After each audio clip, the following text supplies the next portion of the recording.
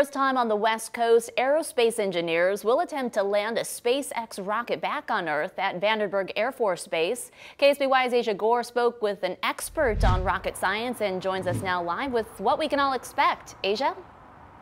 Well, Kathy, launching rockets obviously very expensive. Now SpaceX plans to get more bang for its buck with new technology that will return the rocket to Earth and allow it to be used for another launch.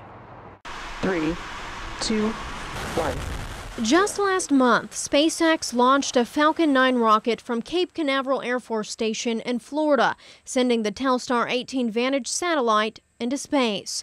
Instead of dropping the booster into the ocean as usual, the first stage of Falcon 9 landed on a platform. SpaceX have been working on their reusable rocket system for quite a while, trying to bring down the cost of getting into space by taking the rockets after they've launched and trying to land them safely back on Earth without destroying them. Amelia Gregg teaches aerospace engineering at Cal Poly. You're igniting the fuel and making it really hot. She says this new technology is a modern-day marvel. From the engineering side of things, it's incredibly challenging. It's like so rockets are very long and thin, so it'd be like trying to drop a nail onto the ground and have it land on its end and not fall over. Here's how she explains the process. They use the same engines to land as they do to actually lift off, so they look a little bit like this one, but a little newer. During the standard liftoff, there's all 9 of them firing. Once they've deployed the second stage and the payload into orbit, they bring the first stage of the rocket back, so just like half of it essentially, and they use some of those engines to just burn slightly less, so the rocket will still descend rather than going up, but they can bring it down, they can slow it down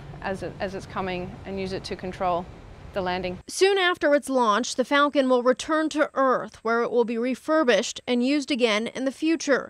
The Falcon's return could cause a number of sonic booms on the Central Coast, so even if you don't see this historic takeoff, you'll likely hear the rocket's thunderous return.